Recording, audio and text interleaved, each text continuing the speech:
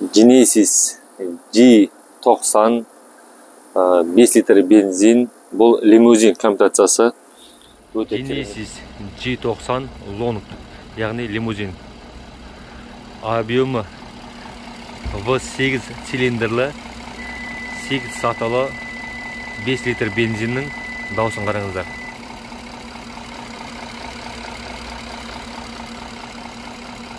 Дауысы өте тыныш жұмыс жасап тұр.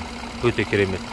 Корейский көліктердің моторлары өте керемет. Көліктің арт жағындағы задний камерасын қараңыздар. Кнопкасы 5 литр бензин. Керемет. Артындағысын 3D поликтары және запасқа баллон орны тұр екен. Желеткіші аккумуляторы барлық тап-таза, орылмаған, соғылмаған. История қағазын беріп көрсетеміз. Тіпті наклейкасы салынбаған екен.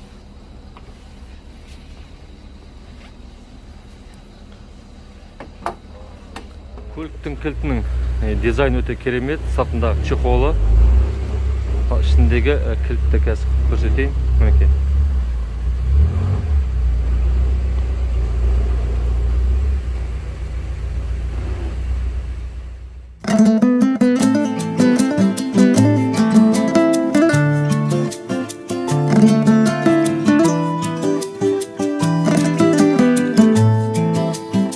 Poyizben әлде самолетпен тағы шығамын жолға, артамың шақырым өткен, бұрылып оңға солғам, арала бәрбір жерде қайтатын уақыт келді. Вокзалмен әлде аэропортпен өтемін билет қолдан, алды алыс жол, мен үйге қайтам. Сенші шын айтам, көңілім жайсам, салған әнің сол, мен үйге қайтам. Интернеттен қараған кезде қара түсіп көрінген, бірақ бұл хамелеон, көк, темный көк түске жатады екен. Одан кейін Genesis G90 деген бұл Қазақстандағы, жалпы әлемдегі нағыз бизнес класс, яғни Kia K9 немесе Mercedes S600, одан кейінгі BMW 7 лимузин, одан кейін Audi A8, сондай көліктерге қатарлас.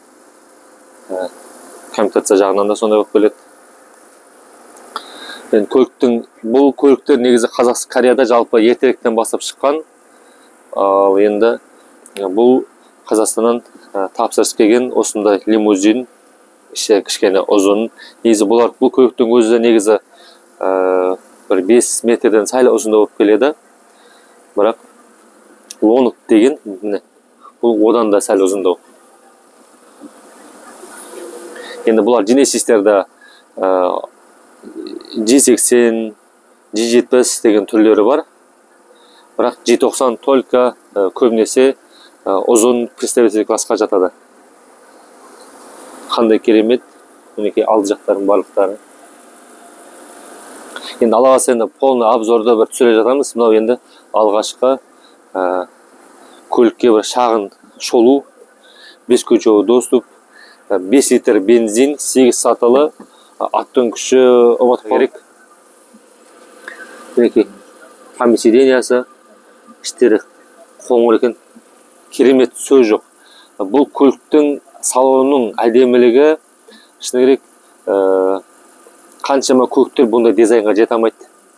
Mercedes'ің BMW-нің бұл кем емес деп айтсақ та болады. Қарасаңыздар, качество деген сөз жоқ жатыр. Бар болғанда 13.000 километр жүрген екен. Скорость проекция барлығы бар. Lexicon аудио системасы. Мәссаған, мынаны қараңыздар. Мәссаған. BMW Mercedes'тен кем қалмайды. Хрустальный. Жақыннан көрсеткен кезде көзі көреді. Мына жақтан қараңыздар. Монитордың качествосы тап-таза. Мына бензин нестелеп тұр. Іші басқаша екен. Дизайны басқаша екен. Мен бұны тілін ағылшынға ауыстырып қоюға болады. Мына Илбан дегенді басамыз. Одан кейін мінекей английский тіл бар. Дизайн, ішкі дизайн монитордың жалпы енді бұның іші операция система ғой. Соның дизайны мен салонның дизайны бір болып келеді екен. Ағаш лақтанбаған таза. Алюмин сағаты, беспроводной зарядка, мақта енді видео регистраторы бар екен. Оның өзі қандай керемет. Осы видео регистратормен бірге мына жаққа киіледі бұлар. Салып қойса болды, арғы өз қызметін жасай береді. Мына жаққа беспроводной зарядка кетеді. Енді ана Genesis Grandeur-ге ұқсап келген екен. Жалпы Genesis Hyundai компаниямен бірге кезінде бір компания болған. Қазірде енді бөлініп шыққаннан кейін бәрібір Hyundai компанияның бір бөлшегі десек те болады. Мінекей екі жағы да ашылады. Өте керемет. Сөз жоқ. Енді бұл представитель класс болғандықтан қызықтың бір арт жақта 360 градус камера жұмыс жасап тұр. Барлық керемет. Енді бұл нағыз жағдайы барлар үшін өте керемет. Мінекей қараңыздар. Не деген керемет. Артындағы несін қараңыздар. Ұзын. Тіпті мынау аха кнопкамен екен. Кнопкамен Мәссаған, аяқты тірегіші. Мына жаққа тек қана 4 адам ғана отырады. Тегісті қарасаңыздар. Мынау көтерілмейді. Осылайдан жасын жасап тұр. Орындықта бүкіл режим бар. Беспроводной зарядка телефон. USB порттары іші бардашығы өте үлкен екен. Мына алькантара және айнаға қарағашы. Мына жақта орнық салқындататын, ысытатын меню барлық жұмыс жасап тұр. Монитор. Қол. Торып кеткен не болды? Мына жақта зат салғыш. Нелері? Ауа тазартатын, жабатын, монитор. Сөз жоқ, керемет. Қалташықтар бар екен екі жақта да зат салатын.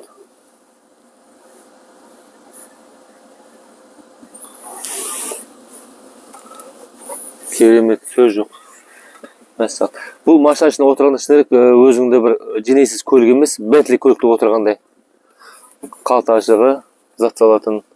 Тағы да ашылады. Кішігірім қалташықтары. Өте керемет, сөз жоқ. Genesis компаниясы осында көлікті шығарып қойғаны мен өте арзамын. Тәнтімін.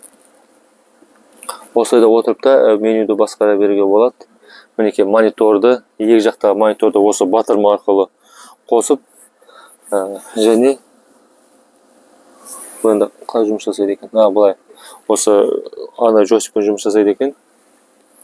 Гольф, кино, медиа барлығын көре беруге болады. Ауа райы. Өте. Bluetooth қосылады, бұлар онсыз да, осылайынан жұмыс жасай беруге болады. Шторкасы. Орнықты енді жылжытып көрейік. Мінекей, мына орнықты жылжып жатыр. Қаншалықты шалқаятынын көреміз. Керемет. Мен кәдімгідей шалқайып жатырмын. Мына жақта бас тірегіші барлығы өте жұмсақ, керемет.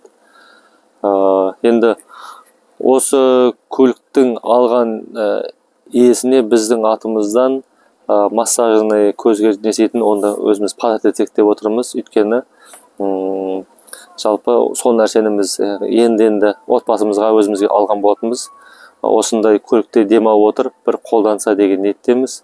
Одан кейін Алла қаласа Қазақстанға да соның массажный кресло, массажный очкилерді сіздерге де видео түсіреміз. Отбасыларыңызды алсаңыздар, денсаулықтарыңызға пайдалы болады.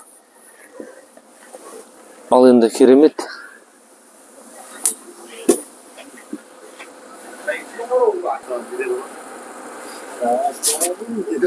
Ағайын қазір енді мына кісіні видеоны көріп жатырмыз ғой, машинаны видеоға түсіріп.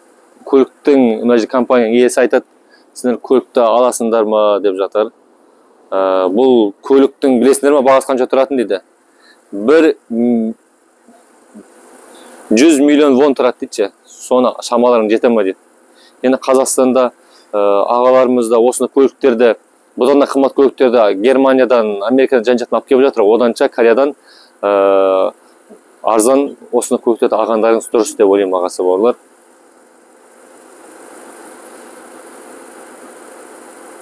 Ал енді біз қысқаша видеобызды түсіріп болдық. Көліктің иесіне жібереміз. Егер ұнап жатса осы көлікті аламыз, болмаса тағы да басқа көліктерді қарап жатармыз. Жақсы, сау болыңыздар. Видеоның аяғын көргендеріңізге рахмет. Біз келесі көлікті көруге жолға шықтық.